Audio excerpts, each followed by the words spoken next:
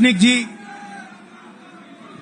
शक्ति सिंह गोयल जी, अमित चावड़ा जी, दीपक बाबरिया जी, शैलेश परमार जी, जगदीश ठाकुर जी, सिद्धार्थ पटेल जी, अमी याग्निक जी, लालजी देसाई जी, हिम्मत सिंह पटेल जी, जिग्नेश मेवानी जी, इंद्र विजय जी, इमरान खेडावाला जी, ललित भाई, लाला भाई पटेल जी, मतलब हमारे सारे के सारे सीनियर नेता और हमारे प्यारे कार्यकर्ता, बब्बर शेर टाइगर, आप सबका यहां मैं बहुत दिल से स्वागत करता हूं।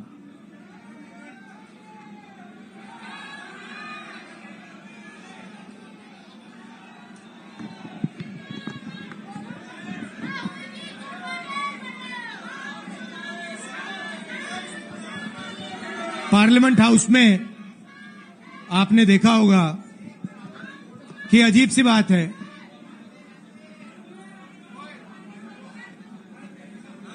बीजेपी की जो पूरी मूवमेंट थी, राम मंदिर की, अयोध्या की मूवमेंट थी। सही बात। शुरुआत अडवाणी जी ने की थी, रथ यात्रा हुई थी, उसमें आपने अडवाणी जी को रथ पे देखा था। कहा जाता है कि नरेंद्र मोदी जी ने उस यात्रा में अडवाणी जी की मदद की थी। इनकी शुरुआत वहां हुई, राइट? ठीक है। रथ यात्रा चली और पार्लियामेंट में मैं सोच रहा था कि उन्होंने राम मंदिर का इनॉग्रेशन किया और राम मंदिर के इनॉग्रेशन में अदानी जी दिख गए, अंबानी जी दिख गए, मगर गरीब व्यक्ति वहां कोई नहीं दिखा। आपने देखा होगा, टीवी पे देखा आपने। अब उसका नतीजा बताता हूं।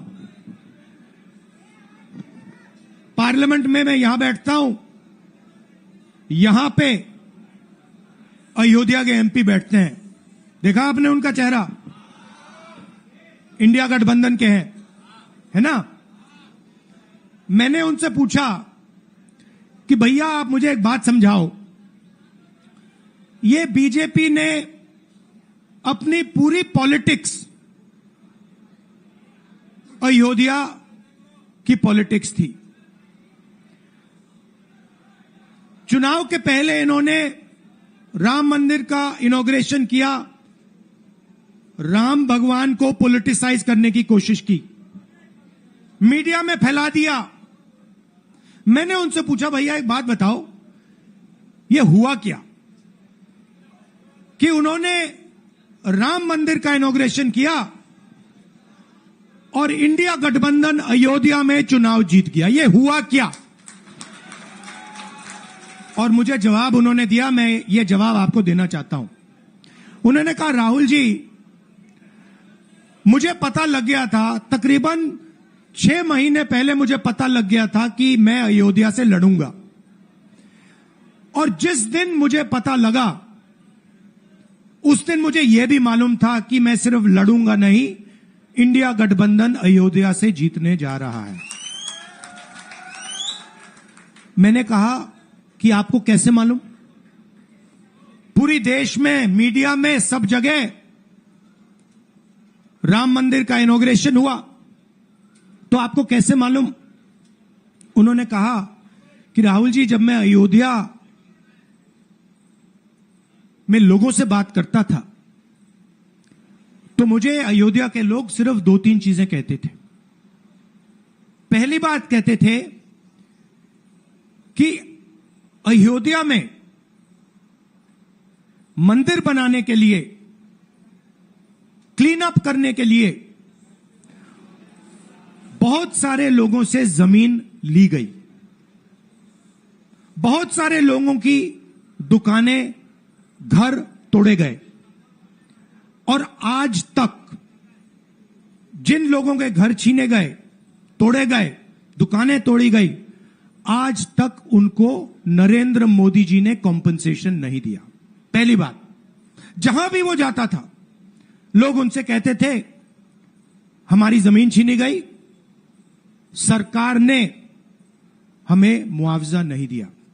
दूसरी बात, अयोध्या का इंटरनेशनल एयरपोर्ट बना, बड़ा एयरपोर्ट, जमीन किसकी गई? अयोध्या के किसानों की जमीन गई। आज तक उनको सही मुआवजा नहीं मिला। और तीसरी बात इन्होंने बताई मुझे, तीसरी बात राहुल जी, अयोध्या की जनता को बहुत गुस्सा आया जब उन्होंने देखा कि राम मंदिर के इनॉग्रेशन में अयोध्या का एक भी व्यक्ति नहीं था। यह कारण थे। मगर मैं आपको यह कहानी क्यों बता रहा हूं? क्योंकि जो मूवमेंट अडवाणी जी ने चालू की थी, उस मूवमेंट को जिसका सेंटर अयोध्या था, उस मूवमेंट को इंडिया गठबंधन ने अयोध्या में हरा दिया है। बहुत बड़ी बात कह रहा हूं। मतलब इनका पूरा जो सेंटर था, वहां पे हमने, आप जैसे कार्यकर्ताओं ने, कांग्रेस पार्टी के कार्यकर्ताओं ने, और आप जाके पूछिए वहां पे समाजवादी पार्टी के किसी भी नेता से पूछ लीजिए और वो आपको बताएगा कि कांग्रेस पार्टी का कार्यकर्ता बब्बर शेर जैसे हमारे साथ खड़ा हो गया था, 1 इंच पीछे नहीं हटा। तो अयोध्या में कांग्रेस पार्टी ने, इंडिया गठबंधन ने इनको हराया है। तो अगला स्टेप क्या है? अब इन्होंने क्या किया? अच्छा, अंदर की बात बताता हूं। अब यहां आया हूं, परिवार से बात हो रही, तो अंदर की इनसाइड ट्रैक बता देता हूं। इनसाइड ट्रैक है, उसी एमपी ने बताया, राहुल जी यहां पे 3 बार सर्वे हुआ था। नरेंद्र मोदी जी वाराणसी से नहीं लड़ना चाहते थे, नरेंद्र मोदी जी अयोध्या से लड़ना चाहते थे। उनके सर्वेयर आए, 3 बार आए, नरेंद्र मोदी जी आए, और सर्वेयर ने उनको कह दिया, नरेंद्र मोदी जी अगर आप अयोध्या से लड़ेंगे, आप अयोध्या में हारेंगे। आप अयोध्या में मत लड़िए, क्योंकि अगर आप लड़ गए, आपका राजनीतिक करियर अयोध्या में खत्म हो जाएगा। इसलिए अयोध्या से नहीं लड़े, वाराणसी से लड़े। और वाराणसी में हमने 1-2 छोटी गलती कर दी, नहीं तो वहां उनको निपट लेते। मतलब आप देखिए, अयोध्या में उन्हीं के लोगों ने उनसे कहा कि हारोगे, और काशी में कितने से जीते? 1 लाख वोट से जीते। मतलब जान बचा के निकले हैं। सच्चाई है। जैसे मैंने पार्लियामेंट हाउस में कहा, हमारा काम, ये जो लगा रखा है मैंने आज, ये जो चिन्ह लगा रखा है, इसको क्या कहते हैं? अभय मुद्रा कहते हैं। ये आपका चिन्ह है, इसको भूलो मत। आप आज वापस जाओगे, अलग अलग धर्म के लोग हो आप, हर धर्म में यह चिन्ह आपको दिखाई देगा। गुरु नानक जी की फोटो देखिए, महावीर की देखिए, बुद्धा की देखिए। इस्लाम में भी, जैसे मैंने पार्लियामेंट में कहा, दुआ मांगी जाती है, दोनों हाथ से ऐसे मांगी जाती है। आप शिव जी की फोटो देखिए, उसमें आपको यह दिखाई देगा। और इसका मतलब है डरो मत, डराओ मत। और मैं आपसे यहां कहने आया हूं, इन्होंने आपके ऑफिस पे आपके कार्यकर्ताओं पर आक्रमण किया है। अब आपको डरना नहीं है, डराना नहीं है। इन्होंने हमारे ऑफिस पे धमकाकर, ऑफिस को तोड़कर हमें चैलेंज दिया है। चैलेंज क्या है? गुजरात के चुनाव में मैं आपको बता रहा हूं, हम सब मिलकर इनको गुजरात में हराने जा रहे हैं। जो हमने कहा, और लिख के ले लो, कांग्रेस पार्टी की जो आत्मा है वो गुजरात के चुनाव में लड़ेगी और नरेंद्र मोदी और बीजेपी को गुजरात में जैसे हमने अयोध्या में हराया है वैसे ही हम गुजरात में इनको हराने जा रहे हैं। कौन हराएगा? हमारे लीडर हराएंगे, हमारे बब्बर शेठ टाइगर हराएंगे। आपको, आप देख रहे हो, मैं बता रहा हूं आपको, देखो 50% आप में से लोग 50% आप क्या सोच सकते थे? मैं आपको पूछता हूं, आप क्या सोच सकते थे? चुनाव से पहले आप सोच सकते थे कि अयोध्या में बीजेपी हारेगी? ना। आप सोच सकते थे कि नरेंद्र मोदी से जान बचा के निकलेगा, मतलब मार्जिन ऐसे तुक्के से निकलेगा? सोच सकते थे? मैं आपको बता रहा हूं, जैसे ये अयोध्या में हारे वैसे यहां पे हारने जा रहे हैं। आपको सिर्फ एक काम करना है, एक काम करना है आपको। आपको सिर्फ गुजरात की जनता को सिर्फ एक बात बोलनी है, आपको डरना नहीं है। बिना डरे अगर आप बीजेपी से लड़ गए, चाहे आप किसान हो, मजदूर हो, छोटे व्यापारी हो, अगर गुजरात की जनता बिना डरे लड़ गई, बीजेपी सामने नहीं खड़ी हो पाएगी।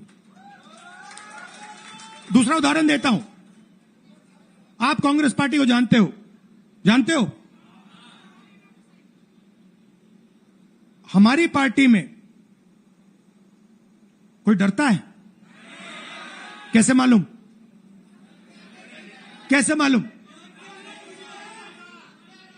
हमारी पार्टी में दिल से बात कर देते हैं।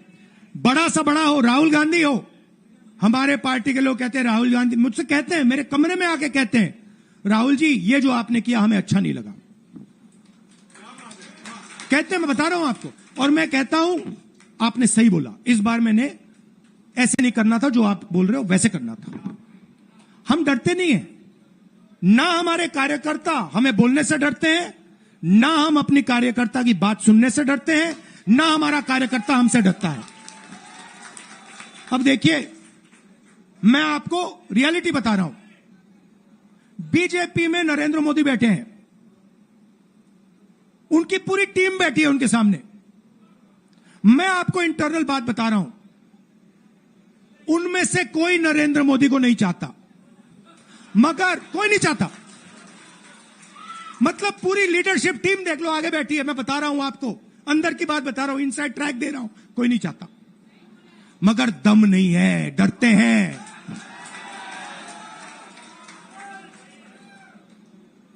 अगर नरेंद्र मोदी जैसा लीडर कांग्रेस पार्टी में होता, पूरी कांग्रेस पार्टी खड़े हो जाती, कहती है नहीं हम डरते नहीं है, हटो यहां से। मगर उनकी पार्टी में दम ही नहीं है, उनके कार्यकर्ताओं में दम नहीं है। आप देखो ना, एक आदमी खड़ा है वहां पे, सबकी हवा निकल गई, मतलब कार्यकर्ताओं की हवा निकल गई, आरएसएस की हवा निकल गई, सारे लीडर्स की हवा निकल गई। सच बोल रहा हूं ना।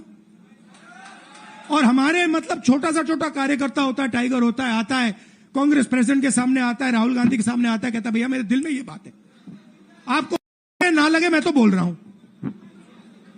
तो ये है कांग्रेस पार्टी। अंग्रेजों के साथ ये खड़े हो गए थे सारे के सारे आरएसएस वाले। हम लड़े थे, हमने कहा, देश से हमने कहा था डरो मत, डराओ मत, हमने कहा था। बीजेपी के लोगों ने हाथ जोड़ के कहा था भैया डर गए हम, जो करना है कर लो। तो आप अपनी हिस्ट्री समझो, जो डर की भावना होती है ना, वो आप में नहीं है, उनमें है। और इसी के कारण मैं आपको बता रहा हूं, कांग्रेस पार्टी गुजरात में जीतेगी और गुजरात से ही नई कांग्रेस पार्टी बनेगी। क्योंकि कांग्रेस पार्टी, मैं गहरी बात बोल रहा हूं, मैं ऐसी आलतू फालतू बात नहीं करता हूं। देखिए, कांग्रेस पार्टी बनी कहां थी? मतलब हमारे जो सबसे बड़े नेता थे, जिन्होंने रास्ता दिखाया था। आप क्या सोचते हो, जब यहां अंग्रेज राज करते थे, क्या डर नहीं था? गुजरात के व्यक्ति ने कहा था, महात्मा गांधी ने देश को कहा कि देखो, डरो मत, डराओ मत। और आग गुजरात से शुरू हुई थी। और आज अगर कांग्रेस पार्टी है, तो वो पार्टी, वो भावना, वो सोच गुजरात से शुरू हुई थी। इसीलिए जब इन्होंने हमारा ऑफिस तोड़ा, मैंने सोचा भैया मौका मिल गया, अब हम इनको सबक सिखाएंगे। जैसे इन्होंने हमारा ऑफिस तोड़ा, वैसे ही हम उनकी सरकार को तोड़ने जा रहे हैं। अच्छा, अब मैंने डरो मत की बात करी, मगर एक शिकायत भी है।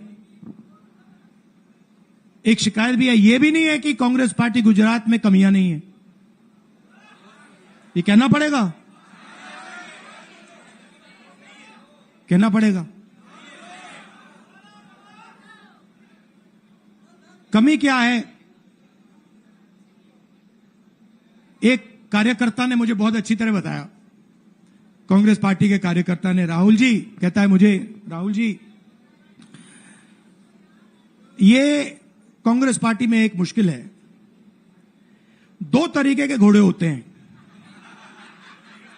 एक रेस का घोड़ा होता है, दूसरा शादी का घोड़ा होता है। ये आप कभी कभी कांग्रेस पार्टी क्या करती है, रेस के घोड़े को शादी में भेज देती है और शादी के घोड़े को रेस में लगा देती है। तो उसने कहा ये आप बंद करा दीजिए, रेस के घोड़े को आप रेस दौड़ाइए और शादी के घोड़े को आप शादी में भेजिए। तो ये हमें गुजरात में करना है। जो रेस का घोड़ा है, जो तैयार है, दौड़ने के लिए तैयार है, उसको रेस में लगाना चाहिए। और जो हमारे शादी के घोड़े हैं, जो हैं वो हैं, उनको हमें शादी में, बारात में नचा देना चाहिए। तो अब मेरा कहना है कि यह काम सीरियसली करना है। हम पिछले चुनाव में, आप भी जानते हो, मैं भी जानता हूं कि हम बीजेपी से पिछले चुनाव में नहीं लड़े थे, ठीक से नहीं लड़े थे।